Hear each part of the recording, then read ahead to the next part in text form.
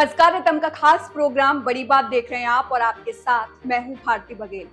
भारतीय संस्कृति विश्व की बची हुई कुछ सबसे पुरानी सभ्यताओं में एक सनातन सभ्यता की देन है। कश्मीर से कन्याकुमारी और कच्छ से कामरूप तक फैला भारत अपने आप में कई विविधताओं को समेटे हुए एकता बनाए रखने का एक बेहतरीन उदाहरण है।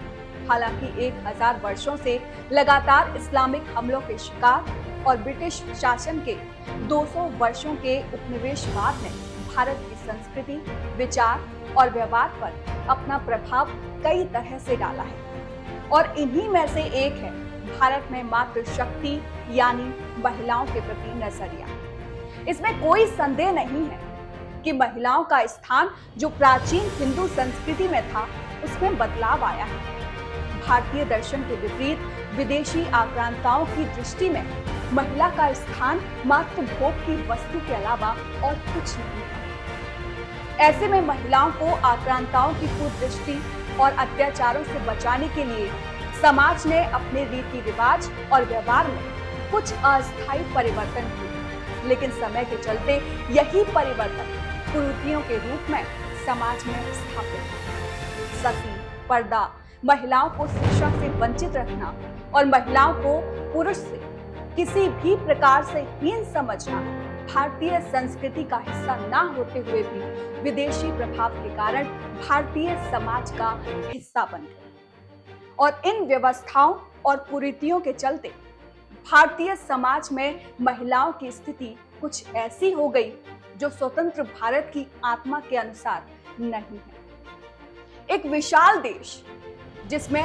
पंथिक, भौगोलिक, आर्थिक, भाषाई, शैक्षिक और अन्य विविधताएं थी और अभी भी हैं, उसमें सभी कुरीतियों को उखाड़ फेंकना एक छोटे समय में संभव नहीं है। हालांकि सभी सरकारों ने अपनी क्षमता और इच्छा के अनुसार इस दिशा में कुछ कार्य किए, लेकिन इसमें अभी भी सुधार की आवश्यकता है। महिलाओं की समाज में जो स्थिति है उसने कुछ ऐसे संगठनों को खड़े होने का अवसर दिया जो कहने के लिए तो नारीवादी थे और उनका घोषित एजेंडा भी महिलाओं को पुरुषों के बराबर अधिकार दिलाने की लड़ाई का था, पर वास्तव में ज्यादातर नारीवादी संगठन उस राजनीतिक एजेंडा और विचारधारा को अमल करने में लग गए जिनसे वो जुड़े हुए थे।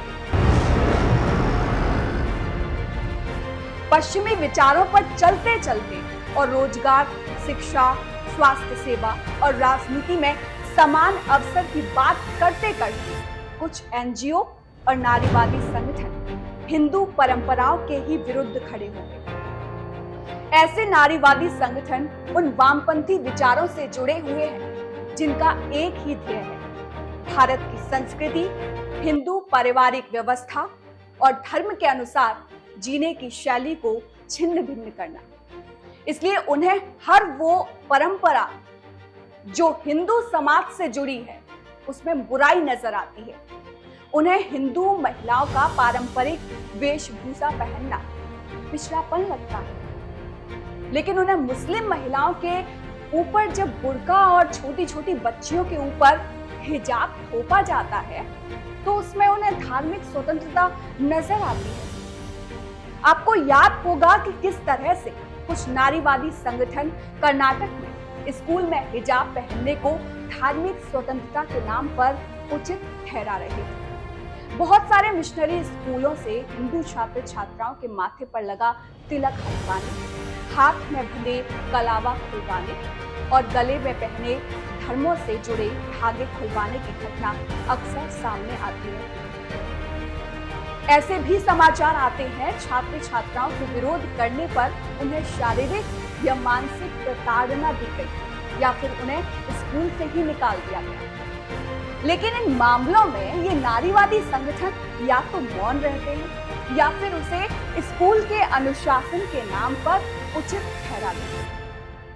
वामपंथी नारीवादी संगठनों का यह दोगलापन हिंदू धर्म के रीति रिवाजों और त्योहारों के दिनों में भी सामने आता है। उन्हें हिंदू समाज में होली, करवा चौथ, बिंदी, सिंदूर, मंगलसूत्र इत्यादि से तो शिकायत है ही, लेकिन उन्हें एक धर्म विशेष में जहां महिला किसी मर्द के साथ ही बाहर निकल सकती है, जहां बहु विवाह आम है, जहां महिला बच्चे पैदा करने की मशीन से ज्यादा कुछ नहीं है, जहां फोन पर चिट्ठी पत्रियों के द्वारा ही महिला से रिश्ते नाते तोड़ दिए जाते हैं। उनकी बुराई करने में उन्हें डर लगता है, उन्हें कुमारी पूजा से परहेज है, यह उन्हें पिछड़ापन लगता है। लेकिन मस्जिद में महिलाओं की पाबंदी पर उन्हें कोई परेशानी नहीं है। हम यह कदापि नहीं कह रहे हैं कि भारतीय समाज में महिलाओं के साथ सब कुछ ठीक है। भारतीय समाज में महिला के उत्थान के लिए बहुत कार्य हुआ है और बहुत कुछ होना बाकी है। आधुनिक शहरी सामाजिक न्याय की वकालत और वामपंथी पोषित नारीवाद के भारत में जड़ें जमाने से बहुत पहले हिंदू महिला संतों ने उत्पीड़ितों के लिए आवाज उठाई और अन्य महिलाओं को समय के साथ खो गए कई अधिकारों को वापस पाने में मदद करने के लिए संदेश फैलाए। उदाहरण के लिए मीराबाई नामक राजपूत राजकुमारी द्वारा कृष्ण को समर्पित कई भक्ति या भजन अभी भी व्यापक रूप से लोकप्रिय है। सोयराबाई, जनाबाई और निर्मला जैसी संत महिलाएं जो समाज के पिछड़े वर्ग से संबंध रखती थी, उन्होंने सामाजिक असमानताओं के अन्याय के विरोध में बड़े पैमाने पर लिखा। आज के भारत में महिलाओं की स्थिति में बहुत बदलाव आया है। महिलाएं शिक्षा, विज्ञान, चिकित्सा, प्रशासन, राजनीति, पत्रकारिता या उद्योग जगत सभी में अपना स्थान पा रही हैं। चाहे सरकारी सेक्टर हो या कॉर्पोरेट सेक्टर, सभी जगह भारतीय महिला अपनी प्रतिभा का लोहा मनवा रही है। एक रिपोर्ट के अनुसार कॉर्पोरेट जगत के बोर्ड सदस्यों में हर 5वां सदस्य एक महिला है।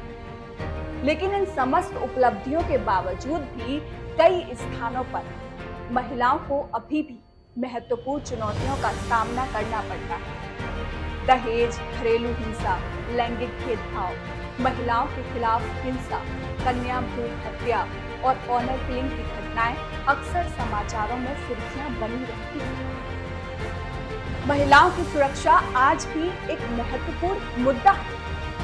यौन उत्पीड़न, अपहरण और देह व्यापार के लिए महिलाओं की तस्करी और शोषण की घटनाओं पर पूरी तरह से नियंत्रण पाना अभी बाकी है। कुछ स्थानों, विशेषकर ग्रामीण स्थानों पर महिलाओं की शिक्षा, खान पान, वेशभूषा और भविष्य को लेकर नजरिए में बदलाव आना अभी बाकी है। लेकिन जो लोग इस स्थिति का बहाना बनाकर हिंदू समाज पर नित नए हमले बोलने से नहीं चूकते, उन्हें नजरें उठाकर एक बार हिंदू समाज के भारतीय इतिहास में महिलाओं की क्या स्थिति रही है, यह जरूर पढ़ लेना चाहिए। भारत और भारतीय संस्कृति में महिला का स्थान समाज में हमेशा सर्वोच्च रहा है। प्रारंभिक वैदिक युग में महिलाओं को समाज में सम्मानित स्थान प्राप्त था। पत्नी घर की मालकिन थी। सभी धार्मिक अनुष्ठानों में वह अपने पति के साथ बराबर भाग लिया करती थी। समाज में पर्दा तथा सती जैसी कोई प्रथा नहीं थी। युवावस्था प्राप्त करने के बाद लड़कियों की शादी कर दी जाती थी और समाज में स्त्री को स्वयंवर के द्वारा अपना वर चुनने के अधिकार का प्रचलन था। एक विवाह एक सामान्य प्रथा थी। विधवाओं के पुनर्विवाह की अनुमति थी। लड़कियों की शिक्षा की उपेक्षा नहीं की गई। हिंदू धर्म उन कुछ प्रमुख धर्मों में से एक है जिसमें महिलाओं ने आध्यात्मिक नेतृत्व में कुछ सबसे सम्मानित पदों पर अपना स्थान बनाया है।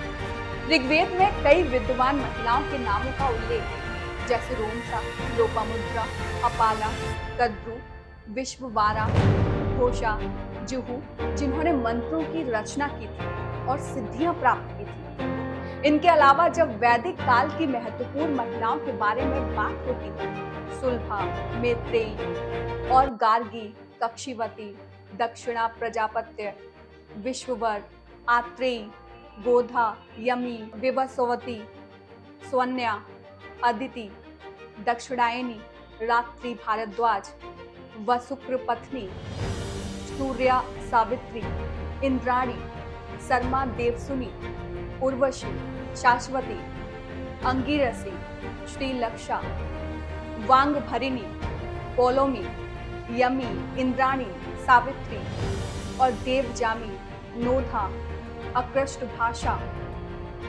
सिकत निवरी और गोपायन इत्यादि का नाम प्रमुख तौर से आता है।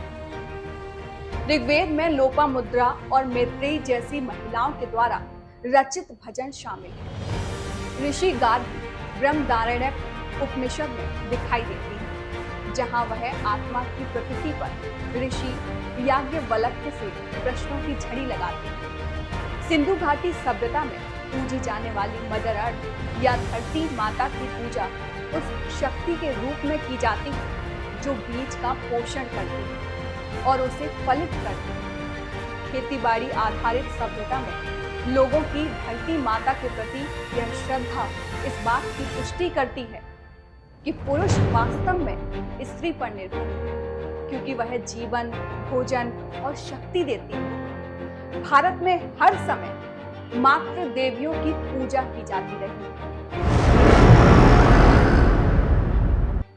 दुर्गा पूजा और नवरात्रि मुख्य रूप से शक्ति पूजा का दिव्य उत्सव है, जिसमें दिव्य शक्ति की उनके सभी रूपों में पूजा की जाती है। हिंदू दर्शन और विचारों में शक्ति को कई रूप में व्यक्त किया है। सौम्य और परोपकारी मां पार्वती या उमा, बुराई को नष्ट करने वाली मां महाकाली, ब्रह्मांड की स्थिरता के लिए खतरा पैदा करने वाली ताकतों पर विजयी योद्धा मां दुर्गा, ज्ञान, विज्ञान, संस्कार, संस्कृति, मेघा की देवी मां सरस्वती तथा संसार के सभी भौतिक संसाधनों की प्रतीक मां लक्ष्मी। शक्ति के विभिन्न स्वरूप हैं। शक्ति मात्र या स्त्री ऊर्जा का ही स्वरूप है। शक्ति सृजन के लिए जिम्मेदार है, जैसे माताएं जन्म के लिए जिम्मेदार हैं। शक्ति के बिना इस ब्रह्मांड में कुछ भी नहीं होगा।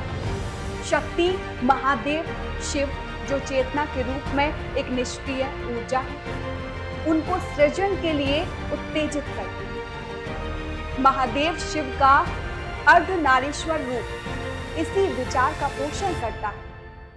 देवता समान रूप से पुरुष और महिला है, जो दर्शाता है कि ब्रह्मांड का निर्माण, रखरखाव और विनाश दोनों शक्तियों पर निर्भर है। महादेव शिव की तरह देवी दुर्गा को त्र्यंबके यानी 3 आंखों वाली देवी भी कहा जाता है। उनकी बाईं आंख इच्छा का प्रतिनिधित्व करती है, जो चंद्रमा का प्रतीक है।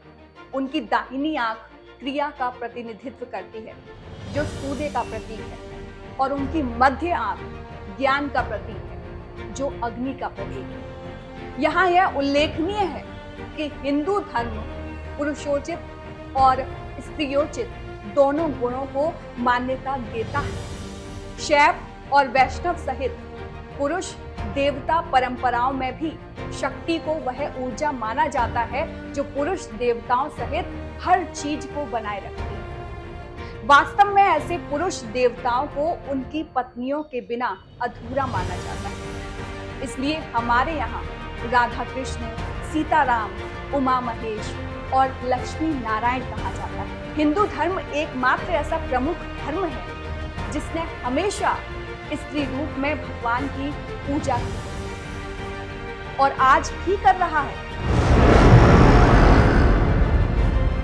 हालांकि सामाजिक वास्तविकताएं हमेशा हिंदू शिक्षाओं में पाए जाने वाले लैंगिक समानता के आदर्शों पर खरी नहीं उतरी। शहरीकरण और श्रम विभाजन के परिणाम स्वरूप महिलाओं की अधीनता, आक्रमणकारियों और युद्धों के परिणाम स्वरूप हिंदू समाज पर डाला गया आर्थिक दबाव, ब्रिटिश औपनिवेशिक नीतियों का प्रसार जैसे महिला विरासत का निषेध शामिल है।